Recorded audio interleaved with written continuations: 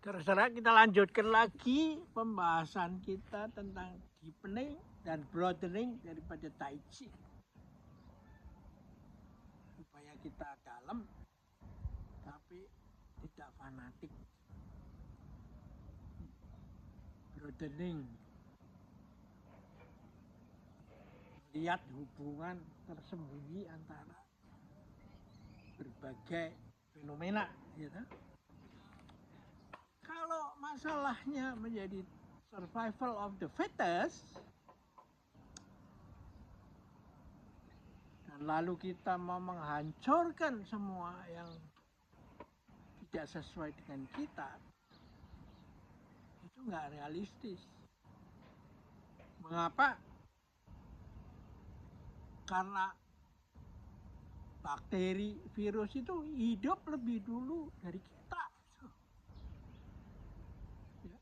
Ya, lihat tulisan daripada Profesor Antonius Suwanto dari IPB bagian mikrobiologi. Dia itu leluhur kita. Kalau kita yang bungsu mau ugal-ugalan dan menghancurkan dia, mana mungkin. Dan akhirnya ilmu pengetahuan itu sendiri membuktikan bahwa tidak mungkin. Dengan ditemukannya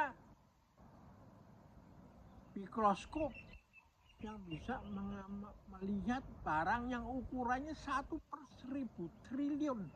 Anda nggak bisa bayangkan itu. Yang ukuran besar dihitung tahun cahaya. Itu nggak kepikir dalam pikiran kita. Nah, ini nggak bisa dihancurkan. Jadi artinya apa? Satu konsep menjaga kesehatan dengan membuang, membunuh, mengeradikasi yang kita anggap sebagai penyebab masalahnya, itu akhirnya akan membuat kita sendiri tidak bisa hidup itu. Misalnya lihat sesuatu nggak beres, buang, operasi. Setelah operasi sisanya disinarin sampai mati. Yang jelek itu, yang ganas. Lalu masih lagi ada kemoterapi. Akhirnya apa yang terjadi? Sel yang bagus ikut mati. Dan yang mati itu ternyata yang hanya bisa dilihat oleh ukuran mikroskop yang ada di rumah sakit yang dimana kita dirawat. Ya, setelah itu akhirnya kambuh lagi. Ya. Jadi tidak selesai itu. Nah, itu memang pengobatan dengan Qi, dengan terapi gerak itu menjadi semakin penting di masa depan. Ya. Kita harus kembangkan itu. Salah satunya adalah melalui Tai Chi ini. Ya. Dengan terapi gerak, tubuh kita mengatur keseimbangan sendiri sehingga penyakit itu tidak bisa menembus pertahanan kita. Ya. Nah, ini menjadi sistem pengobatan baru yang dikembangkan itu. Ya. Dimulai dengan melokalisir saja yang daerah yang mengganggu dan diambil. Itu tahap ketika situasinya membutuhkan, cukup dengan itu. Tapi secara general itu harus dikembangkan daya tahan tubuh. Karena kita nggak bisa hidup dengan cara berpikir yang terkotak-kotak.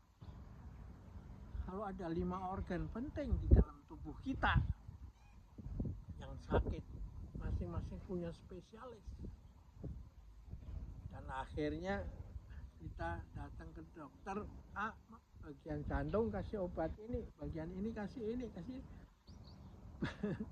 belum lihat efeknya, kait mengkaitnya itu gimana, tapi mikirkan aja ini sebelum makan 1 jam, ini sesudah makan, ya toh, ini harus berapa menit, ya toh, ini harus dihabiskan. Dari 5 organ itu masing-masing mempunyai syarat-syarat pemakaian sendiri. Bayangkan bagaimana itu penyakit bisa disembuhkan. Tapi kita juga jangan mengklaim bahwa dokter nggak penting. Tapi harus terjadi kerjasama. Karena itu kita harus membuka pintu di semua kedokteran modern untuk mengembangkan terapi gerak ini, atau terapi mindfulness, meditation in action, meditation in motion, ya, sehingga itu bisa dikembangkan. Nah, Harvard Medical School telah mengembangkan ini dan merilis buku yang terkenal tentang Tai Chi yang dipakai sebagai bagian daripada standar operation prosedur bagi orang yang dirawat yang berada di dalam naungan Harvard Medical School, ya. Dan juga traditional Chinese medicine namanya sudah berubah menjadi Chinese Medical Sciences, ya. Cara model pendekatan dari sudut Chinese medical system, ya. Oke, kita akhirin di sini dulu, sampai jumpa lagi.